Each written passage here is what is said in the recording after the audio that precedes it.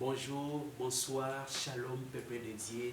Soyez bénis de par le monde entier, vous qui êtes en train de nous suivre en cet instant.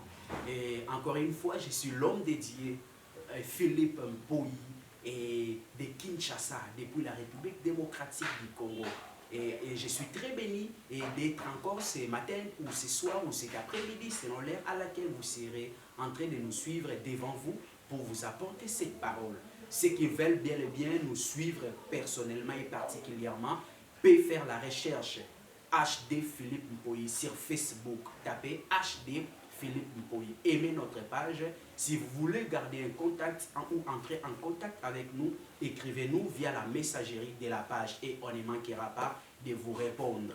Et je suis béni et reconnaissant pour la visite une fois de plus de l'équipe de la chaîne Kratos TV Lumière du Monde qui est venue me voir, avec cette chaîne, nous sommes en train de tourner une énième émission afin de vous transmettre la pensée de Dieu. Alors pour nous suivre en intégralité durant tous ces temps, abonnez-vous massivement à la chaîne YouTube Kratos TV. Veuillez vous abonner, activer la cloche de notification de la chaîne pour vous permettre de nous suivre chaque fois que nous allons mettre une prédication pour votre enseignement. Parce que c'est là la mission que l'Éternel nous a donnée. Et pour cette matinée, j'aimerais vous inviter, avant de commencer notre prédication, à incliner vos têtes. Nous allons prier pendant 1 minute afin d'abandonner ces instants entre les mains du Seigneur. Prions au nom de Jésus.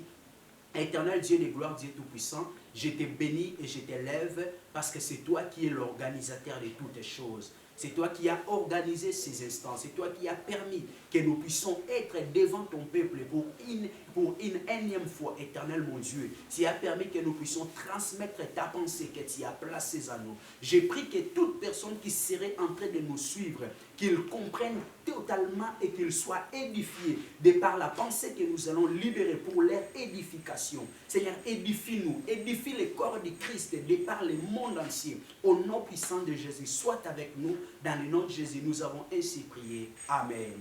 Amen, amen. Que Dieu vous bénisse, soyez bénis, soyez dans la paix de notre Seigneur Jésus-Christ. Et le thème de mon message ce matin est intitulé l'épreuve ou les épreuves dans la foi. Le thème de mon message est intitulé, comme je le disais, les épreuves dans la foi. Et pour ce thème, nous allons exploiter des textes principaux bibliques, des textes bibliques principaux qui sont, premièrement, nous allons exploiter le livre de Genèse, chapitre 22, du 1er jusqu'au 3e verset. Et secondement, nous allons exploiter le livre d'Apocalypse, le 2e chapitre, du 1er au 7e chapitre. Alors, ouvrons nos Bibles pour voir ce que la Bible dit dans ce passage que j'ai donné. Je disais, le premier texte, c'est Genèse chapitre 22, versets 1 à 3. Genèse chapitre 22, versets 1 à 3. Genèse chapitre 22, versets 1 à 3. Genèse chapitre 22, versets 1 à 3. Je m'en vais lire au nom de Jésus-Christ. La Bible dit, après ces choses, Dieu mit Abraham à l'épreuve et lui dit, Abraham, et il répondit, me voici. Dieu dit, prends ton fils, ton unique, celui que tu aimes, Isaac, va-t'en au pays de Morija, et là offre-le en holocauste sur l'une des montagnes que je te dirai. Verset 3, Abraham se leva de bon matin, sella son âne, et prit avec lui 2 serviteurs et son fils Isaac. Il fendit du bois pour l'holocauste et partit pour aller au lieu que Dieu lui avait dit. Amen. Apocalypse chapitre 2, verset 1er jusqu'au 7e. Apocalypse chapitre 2, verset 1er jusqu'au 7e. Apocalypse chapitre 2, verset 1er jusqu'au 7e. Je m'en vais lire à votre intention. Et Apocalypse chapitre 2, verset 1 jusqu'à 7. La Bible dit ceci. Écrit à l'ange de l'église d'Éphèse. Voici ce qu'il dit celui qui tient les 7 étoiles dans sa main droite. Celui qui marche au milieu des 7 chandeliers d'or. Je connais tes œuvres, ton travail et ta persévérance. Je sais que tu ne peux supporter les méchants, que tu as éprouvé ceux qui se disent apôtres et qui ne le sont pas, et que tu les as trouvés menteurs. que tu as de la persévérance et que tu as souffert à cause de mon nom et que tu n'étais point lassé. Mais ce que j'ai contre toi, c'est que tu as abandonné ton premier amour. Souligné, c'est que tu as abandonné ton premier amour. Souviens-toi donc d'où tu es tombé. Répands-toi et pratique tes premières œuvres. Sinon, je viendrai à toi et j'ôterai ton chandelier de sa place, à moins que tu ne te répandes. Verset 6. Tu as pourtant ceci, c'est que tu es les œuvres des Nicolaïtes, œuvres que j'ai et aussi. Verset 7. Que celui qui a des oreilles entende ce que l'Esprit dit aux églises. À celui qui vaincra, je donnerai à manger de l'arbre de vie qui est dans le paradis de Dieu. Amen, amen. Je lisais, le thème est intitulé « La moisson arrive ». Et nous venons là de lire nos textes principaux qui vont nous aider à pouvoir mieux exploiter ces thèmes selon que l'Éternel nous a donné. Amen, amen. Et j'étais en train de dire, mon thème c'est les épreuves de la foi. Les épreuves dans la foi ou de la foi. Vous pouvez écrire selon ce que vous entendez. Les épreuves dans la foi. Alors, avant d'entrer en profondeur dans ces messages, j'aimerais que nous puissions comprendre premièrement ce que c'est une épreuve. Alors, pour comprendre ce que c'est une épreuve, je me suis donné la tâche de vous donner l'explication ou le sens selon l'étymologie, c'est-à-dire selon les origines hébreues et grecques. Alors, je vais me focaliser plus sur l'origine grecque du mot épreuve. Premièrement, vous allez voir ceci. Épreuve vient du mot grec dokime ou soit dokimazo. Je disais, épreuve vient du mot grec dokime ou dokimazo. Dokimazo veut dire tout simplement, ou dokime veut dire tout simplement mettre à l'épreuve. Amen, amen. Alors, dokimazo s'applique plus dans le sens dans le sens de mettre une personne dans une certaine situation ou lui mettre à l'épreuve de façon à exprimer, de façon à pousser cet homme à démontrer certaines qualités ou certaines réalités qui sont en lui, telles que l'obéissance, son obéissance, telle que sa sincérité dans l'amour, telle que les zèles, telle que la foi ou consort. Donc, dokimazo, c'est une façon de soumettre quelqu'un à un certain exercice de façon à lui faire exprimer certaines réalités qui sont liées à ses qualités. Alors, le deuxième sens du mot épreuve, c'est peirasmos. Le deuxième sens, je disais, c'est peirasmos. Peirasmos se traduit littéralement par passage à la limite. Et nous avons un autre mot qui est peirazo. Peirazo. Peirazo signifie tout simplement faire l'épreuve de. Et le mot peirazo est exprimé dans certains sens ou dans certains cas pour exprimer la tentation. Amen, amen.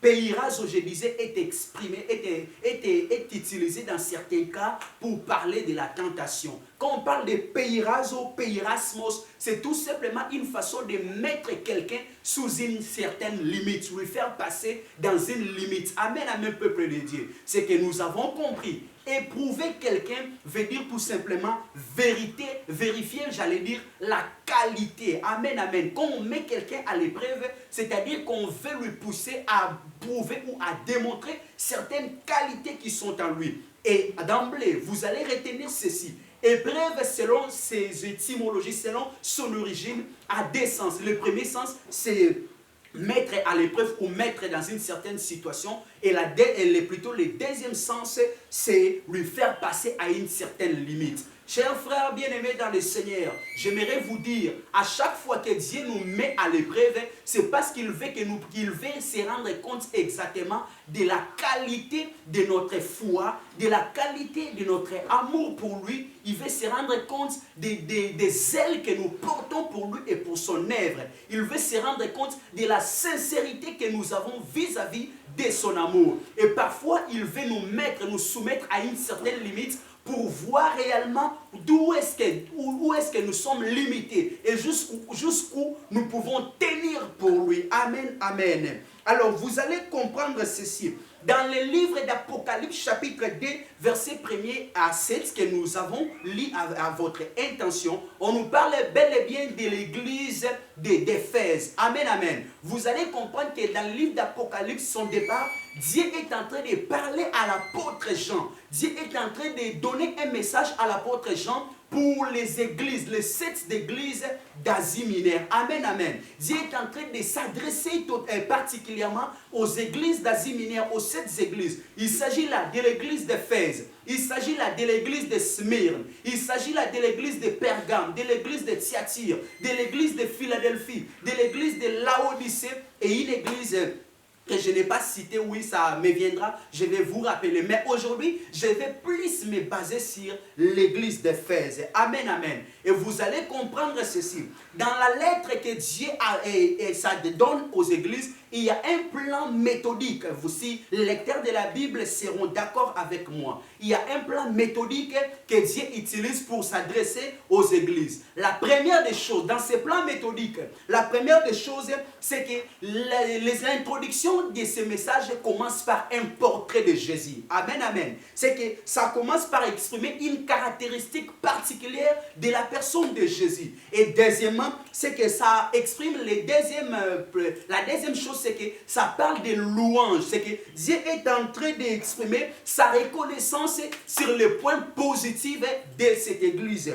Et troisièmement, c'est que ça montre la condamnation. C'est que Dieu est en train de mettre en relief les points négatifs de cette église. Et quatrièmement, ça parle de la correction. Dans la correction, c'est que Dieu est en train de dicter quelques conseils pour rétablir et changer la situation. Et cinquièmement, Dieu finit par une promesse, c'est-à-dire il donne des encouragements. Il veut que les membres de cette église se relèvent après qu'il se présente, après qu'il leur montre leurs points positifs, après qu'il leur montre, il les condamne partant des choses qui ne vont pas bien, après qu'il les encourage ou qu'il dicte des corrections et il donne une promesse pour pousser aux chrétiens de l'église de se relever, de se rendre compte que devant eux, il y a une bénédiction. Je m'en vais dire à un enfant de Dieu, si tu passes par les épreuves, rassure-toi qu'après cette épreuve, il y a une bénédiction de Dieu. Lisez la Bible de Genèse à Apocalypse. Vous allez remarquer que tous ces gens que Dieu a mis à l'épreuve,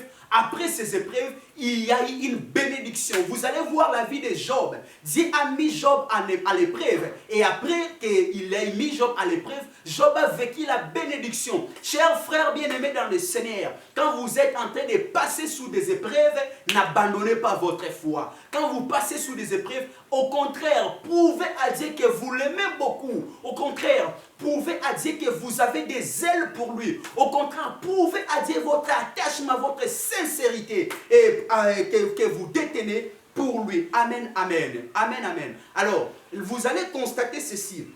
L'église d'Éphèse, c'est une église qu'on appelle une église apostolique. L'église d'Éphèse a commencé à l'an 33. L'église d'Éphèse a commencé de l'an 33 et a pris fin à l'an 100. Amen, amen. Et d'autres théologiens, d'autres commentateurs bibliques disent que l'église d'Éphèse a commencé à l'an 31. Or, ce qui n'est pas un point de vue que je soutiens. Parce que vous allez remarquer que Christ dit à Pierre ceci.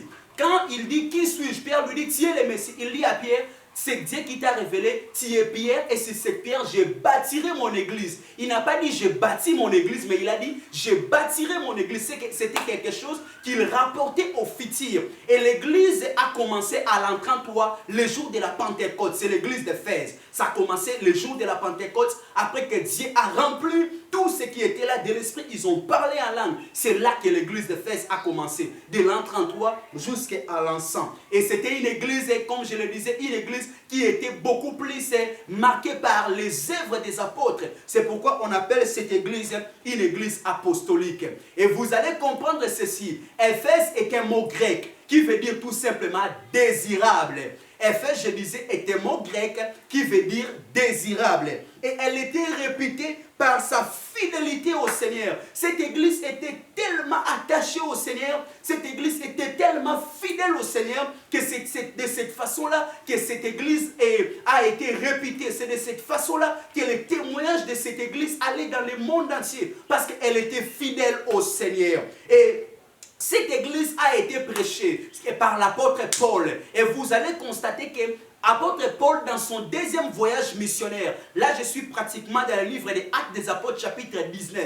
Dans son voyage missionnaire, l'apôtre Paul a prêché à l'église. Dans son deuxième voyage missionnaire, il a prêché à l'église d'Éphèse. Il a démontré, il a parlé dans des synagogues et beaucoup de gens ont crié au Seigneur Jésus-Christ. C'est là que les choses ont commencé. Amen, amen. Et je m'en vais rapidement vous présenter, vous parler en profondeur sur cette église. Vous allez remarquer ceci. Christ est en train de se présenter. Comment Christ se présente à cette église? J'aimerais rapidement vous faire voir cela, bien que nous l'avons déjà lu. J'aimerais vous faire voir comment Christ, la présentation de Jésus par rapport à cette église. Et je vais vous expliquer pourquoi Christ se présente à cette église de cette façon-là. Retenez, il est écrit. Écrit à l'ange de l'église d'Éphèse. Voici ce que dit celui qui tient les 7 étoiles dans sa main droite et qui marche au milieu de 7 chandeliers. Pourquoi Christ se présente à cette église comme celui qui tient les 7 étoiles dans sa main droite? Et pourquoi il s'est dit comme quelqu'un qui marche au milieu de 7 chandeliers? Je vais vous expliquer. Il se présente comme celui qui tient les 7 étoiles. Parce que quand l'apôtre Paul est en train d'expliquer, il dit les 7 étoiles sont les 7 anges de l'église. Amen, amen. Les 7 étoiles, c'était la représentation des 7 anges de l'église. Et les anges de l'église sont ceux qui veillent sur la conduite spirituelle de l'église. Les anges de l'église sont les pasteurs, ils sont, je peux dire, des anciens, des diacres, des moniteurs, ou tous ces ministres de Dieu qui veillent à la conduite spirituelle de l'église. Et quand Christ dit, je suis celui qui tient les 7 anciens des églises ou les 7 pasteurs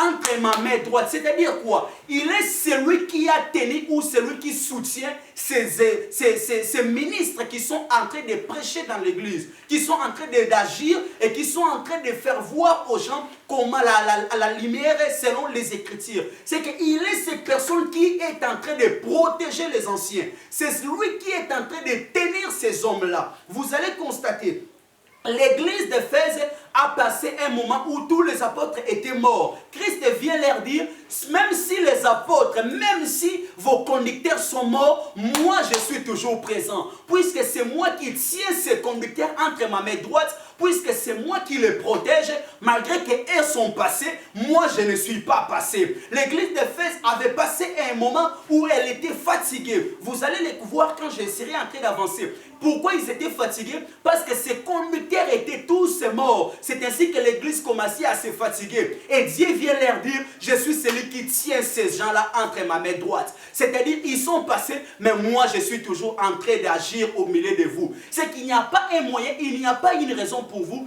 de vous fatiguer. Amen, amen, peuple de Dieu. Amen, amen. Et vous allez constater que l'église d'Éphèse a fait face aux faux pasteurs, aux faux apôtres. Déjà, l'apôtre Paul était en train de parler, il était en train d'avertir cette église. Là, je suis dans le livre des Actes des Apôtres, chapitre 20, versets 28 à 31.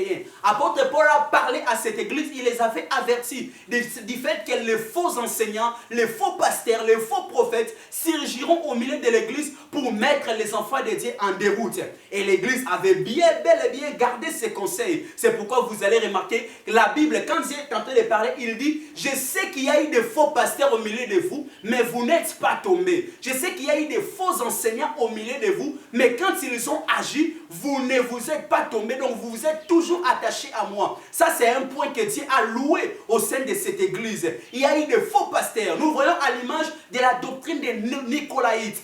Dans la doctrine des Nicolaïtes, je m'en vais vous expliquer en quelques mots qu'est-ce qu'est la doctrine des Nicolaïtes. Quand Dieu est en train de parler de la doctrine des Nicolaïtes, les Nicolaïtes, c'était la doctrine des Nicolaïtes en fait. Les Nicolaïtes sont des disciples d'un homme qu'on appelle Nicolas. Si vous lisez Actes des Apôtres chapitre 6, vous verrez Nicolas, il était parmi les diacres qui ont été élevés et bénis par les apôtres. Dans Actes des Apôtres chapitre 6, Nicolas était parmi les diacres. Mais il s'est fait qu'à un moment, Nicolas n'ayant pas très bien compris l'œuvre de la croix, il s'est mis à enseigner le judaïsme. C'est ce qu'on appelle le judéo-christianisme. Ce sont les gens qui disent qu'il faut toujours se faire circoncire. Quand même qu'on a reçu Jésus-Christ, il faut continuer la circoncision. Il faut continuer à pratiquer les œuvres. Or, c'est la loi. La loi est passée et nous, dans la doctrine de la foi en Jésus-Christ, nous ne sommes pas sauvés par les œuvres. Nous sommes sauvés au moyen de la foi au Seigneur Jésus-Christ. Or, Nicolas prêchait la circoncision. Il prêchait le salut par les œuvres,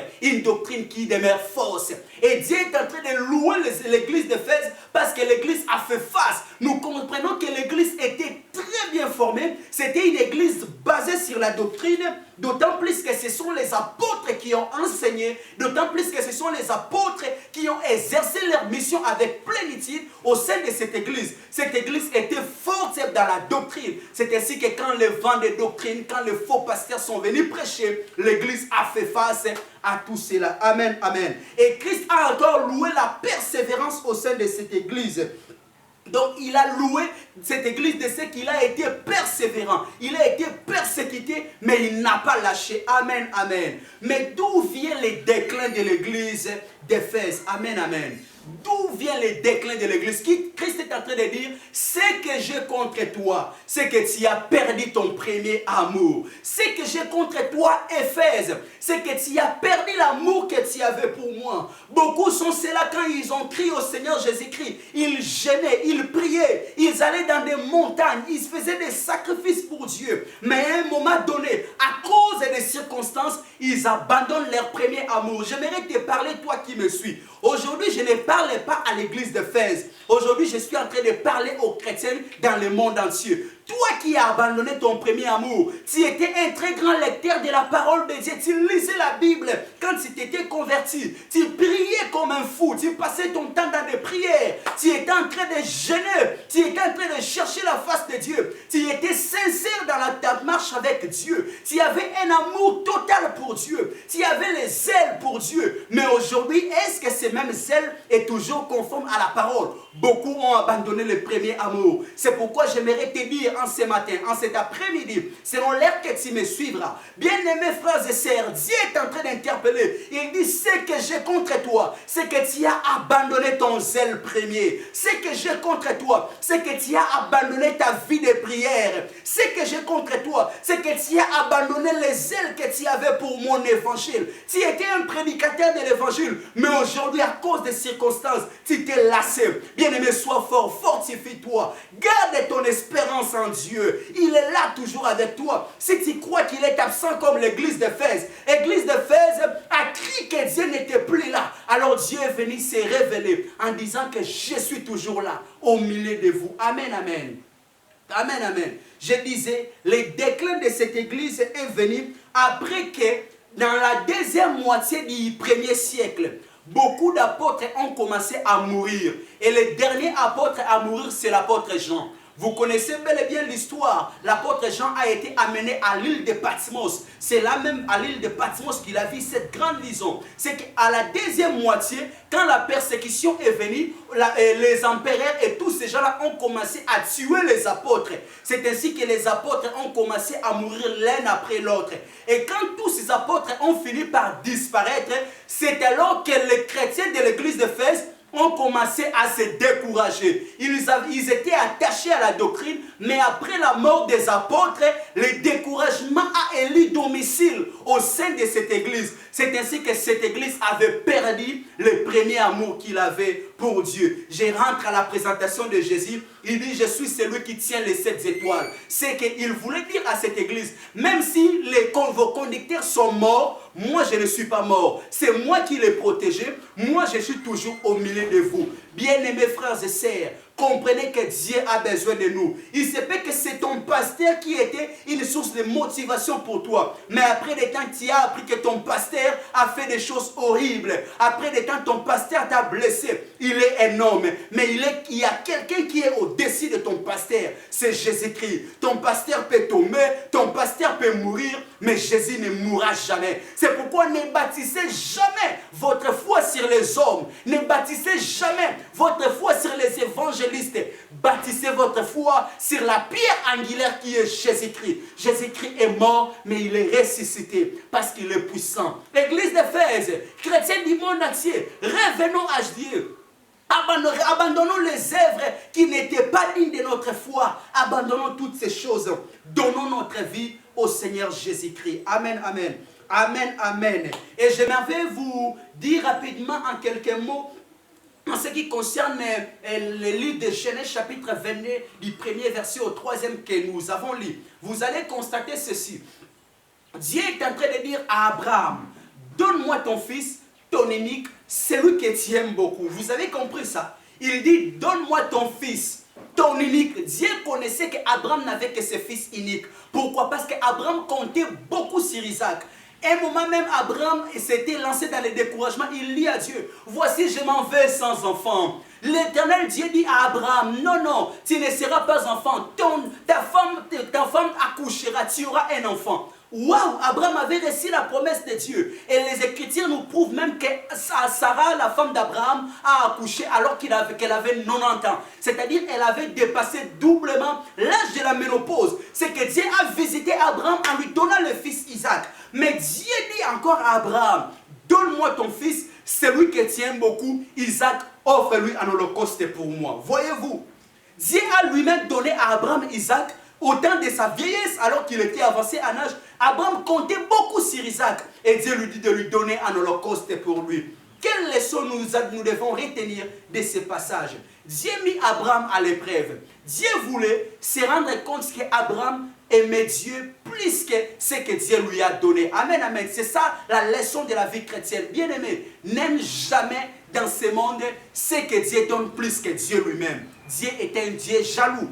Quand il se rend compte que nous commençons à aimer ce qu'il nous a donné plus que lui, Dieu devient jaloux de nous. Dieu voulait enseigner, il voulait mettre Abraham à l'épreuve pour lui pousser à comprendre qu'Abraham devait aimer Dieu seul plus que Isaac. Abraham devait aimer Dieu plus que tout. Bien aimé, qui est ton Isaac aujourd'hui? Peut-être Dieu t'a donné un mariage. Aujourd'hui, tu commences à aimer ton mariage plus que Dieu. Peut-être Dieu t'a donné un emploi, un job, Dieu t'a donné une voiture ou quelque chose de comme ça. Et Dieu s'est rendu compte que tu commences à aimer cette chose plus que lui. Alors Dieu nous met chaque fois à l'épreuve pour qu'il se rende compte que malgré ce que nous avons, il reste à la première position. Bien-aimés frères et sœurs, retenons, mettons Dieu en première position.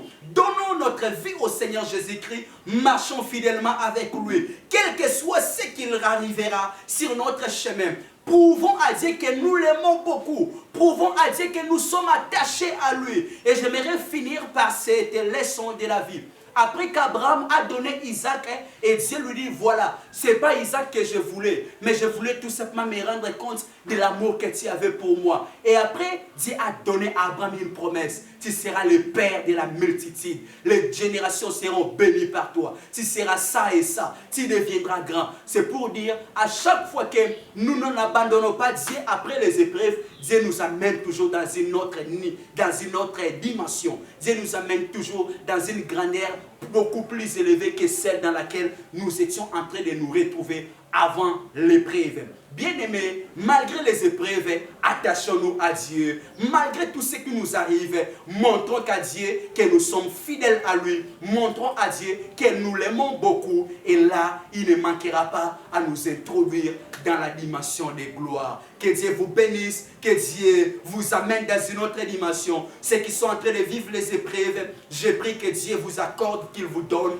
la force afin que vous ne tombiez pas. Gardez votre foi à Dieu. Soyez bénis.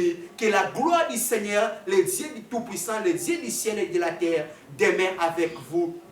Dans le nom de Jésus-Christ, j'ai prié pour vous. Je vais prier pour clôturer ces instants. Et fermez vos yeux. Je vais prier pour vous. Éternel Dieu de gloire, je te dis merci Dieu Tout-Puissant. C'est toi le roi de gloire qui a permis à ce que nous puissions prêcher ces choses à ton peuple. Je suis convaincu et je crois qu'il y a beaucoup qui sont éprouvés en ces instants. Je vois même beaucoup qui sont en train de passer dans des circonstances très difficiles. Beaucoup sont même prêts à abandonner. Beaucoup sont en train de dire, ah non, Dieu nous a abandonnés. Beaucoup sont en train de dire, ah non, Dieu m'a laissé. Par ce message, tu m'as envoyé afin que je dise à ces peuples que tu ne les as pas abandonnés. Tu es toujours à côté d'eux et tu es toujours pour eux. Tu es là pour les soutenir. Donne-leur la force afin qu'ils gardent ferme leur foi. Au nom de Jésus-Christ, j'ai ainsi prié. Amen. Amen, amen. Que Dieu vous bénisse. Que Dieu vous bénisse. Comme je l'avais dit au départ, je vous invite pour suivre cette prédication en son intégralité. Allez sur YouTube, Kratos TV. Voyez la chaîne YouTube Kratos TV. Abonnez-vous massivement dans la chaîne YouTube Kratos TV. Activez la cloche de notification pour suivre nos prédications dans son intégralité. Et ceux qui aimeront bien nous suivre sur Facebook, je crois que ça va s'afficher.